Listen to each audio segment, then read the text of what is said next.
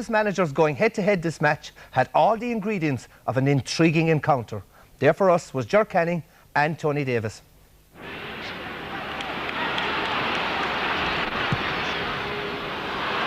Big long one is cut out easily by Paul MacDonald.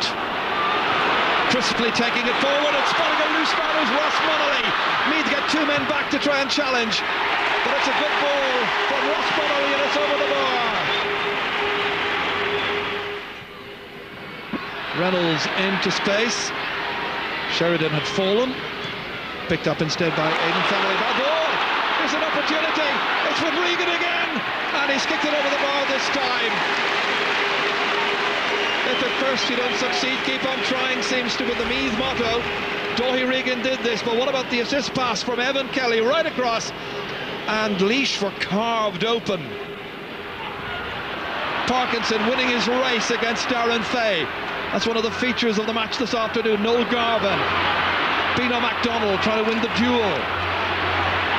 Did he pick it up? Referees decided it's going to be a free to Laois. The Meath fans don't quite agree. Interesting switch of positions for Brian Bino MacDonald this afternoon. They try to maximise his value to the team. Munnelly, good positional play. That's a great score by Ross Munnelly, the scoring star of the show so far. 3 shots at the target, 3 points for the little number 10.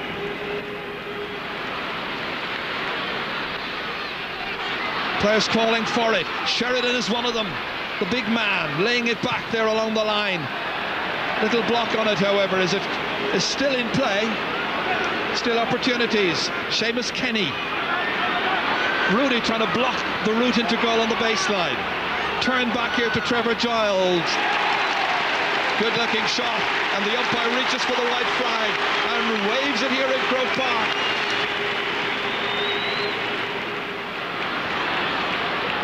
Aidan Rooney keeping his head, flicking it up here as far as Bino MacDonald to Colin Parkinson, who started so prominently, trying to get it above Darren Fay, gets it back however. Laois fortunate this time. Parkinson curls, and Parkinson has scored a beauty. One of the points of the match.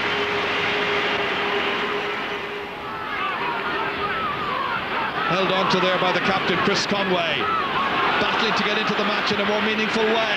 That'll do nicely, and that's over the bar. Chris Conway, panel member last year, who didn't see any of the action. Down once again towards the corner forward, has started scoring. Conway, great ball outside for Clancy. Oh, good block.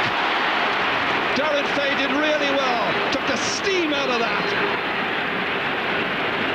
Watch his approach, watch his timing, brilliant. Charles McCarthy breaking ball on the 40, that's a key, the alertness of Evan Kelly. A good ball in towards Regan, rapid transfer to Sheridan. It's a great score.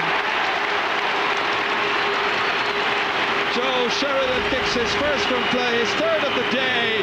But look at the combination from the kick by Gallagher, the layoff, and the pass inside to Sheridan, and a blistering shot over. They are level.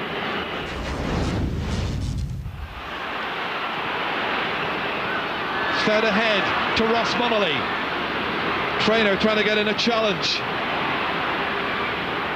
Munnelly with the awareness to pick out Parkinson, laying it inside towards Brian Bino MacDonald. Selling dummies right, left and centre, and finding himself in the clear. MacDonald, lovely skill. His first point. That is Ross Munnelly, the chief tormentor, taking on Tomas O'Connor. Nicely freed up inside. Lovely ball inside for Rooney, and it's got a deflection, and it's a 45. Darren Rooney was almost in fact he had a golden opportunity. Started there by Chris Conway, carried on by Michael Lawler, and the final opportunity falling Darren Rooney's way.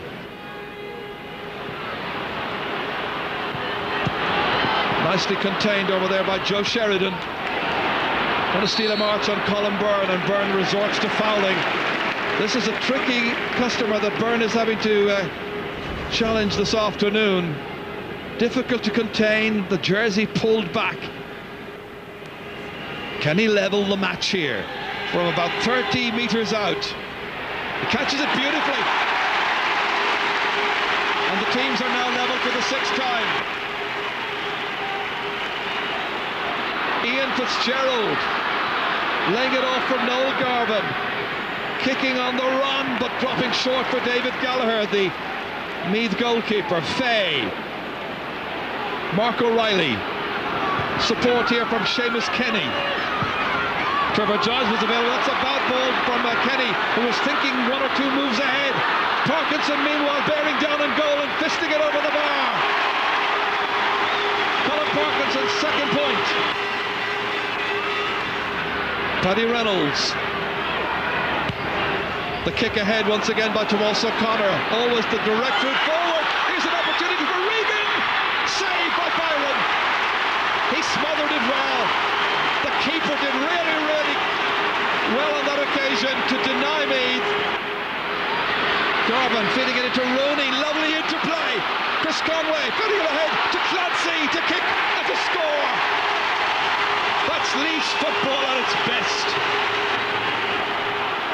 Here comes cornerback Joe Higgins, 40 metres out and a little more from the Meath goal. Bino MacDonald. Lovely control to beat McKay and to kick supremely. That is some score by Brian. They call him Bino MacDonald. Ross Munnelly breaking into himself. Hank Traynor has more or less given up the ghost at this stage. He's playing way off Ross Munnelly.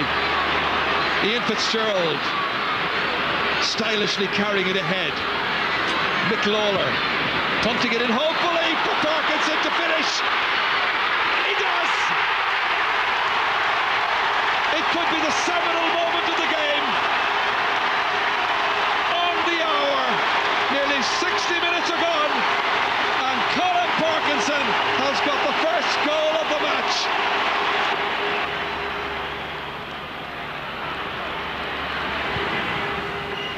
Little chip comes off the post, down to Crawford, and again it's Fergal Byron who produces a match-winning save. Super goalkeeping by Fergal Byron. Watch as this was floated in here by John Cullinan. Crawford's shot was brilliantly stopped by a goalkeeper who's really showing wonderful reflexes. A first-class stop by a first-class goalkeeper. Sheridan taking the 45 and he's put it over the bar. He may end up on the losing team, but he can be very pleased with his first performance in the championship. It's his debut, remember, at this level. Crawford breaking it down, but he breaks it to a Meath man, to Kelly. Mick Lawler is going through. Meath slow to close, and Lawler very wisely decided there was no need for a goal. Just tap it over, take the points. Parkinson using up a little bit of the spare time. He's a great talent.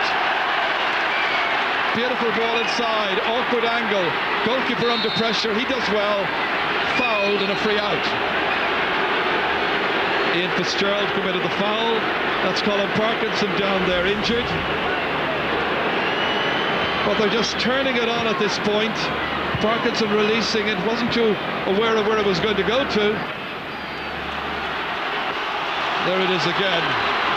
The referee's gone way down to the middle of the field. And there's a red card, and it's against John Cullinan.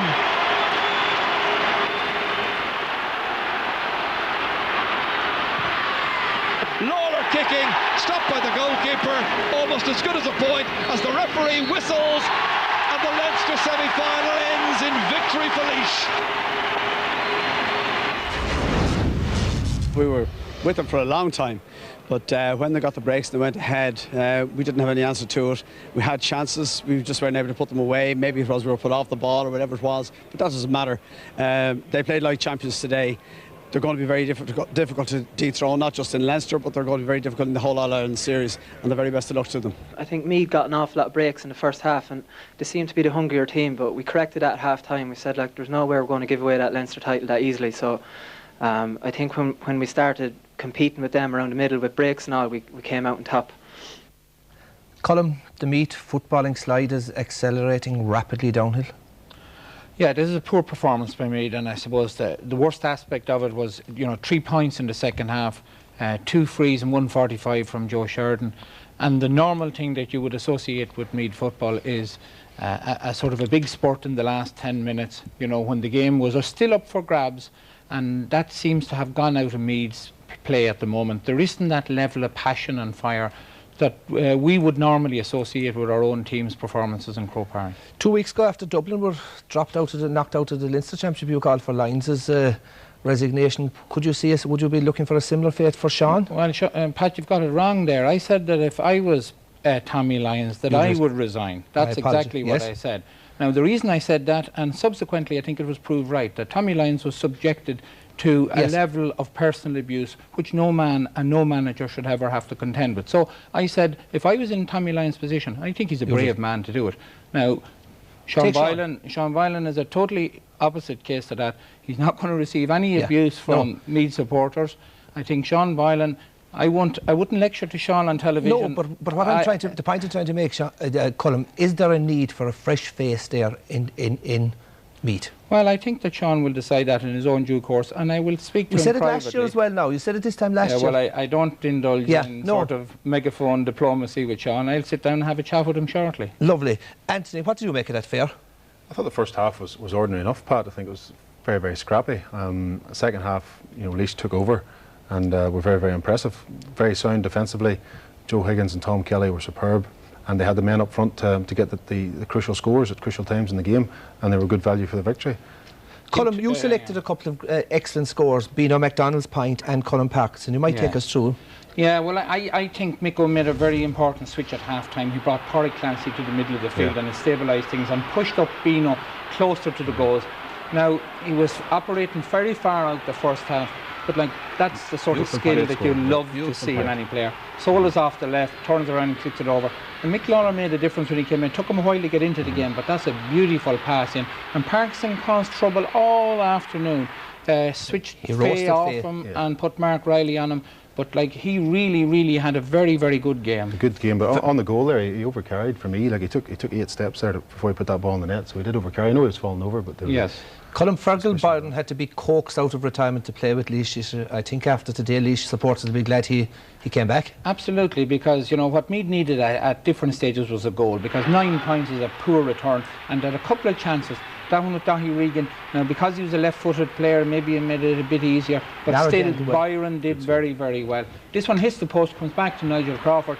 Again, Meath needed a goal very badly. Again, Byron very sharp. He's paid his way. That one fell to the wrong man. I think if that had fell to Ollie Murphy or some of the other danger men, they would have put that in the net. I think Byron did well, but he made himself big, but the kick was kicked at him. So a few people were talking after the game about the sending off of John Cullen. Now, it wasn't spotted by any camera during the match, but an isolated camera picked up John Cullen's incident with Colm Parkinson. If we watch here, Colm. Yes, well, yeah, there was a few Meath players, surprisingly enough. I thought Paddy Reynolds did very well and Anthony Miles, and I thought Joe Sheridan up front did very well for Meath.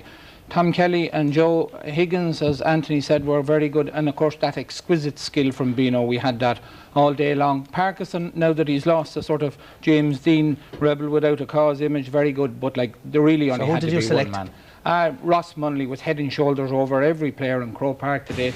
His running with the ball, his unselfish play, and his scoring was absolutely fantastic.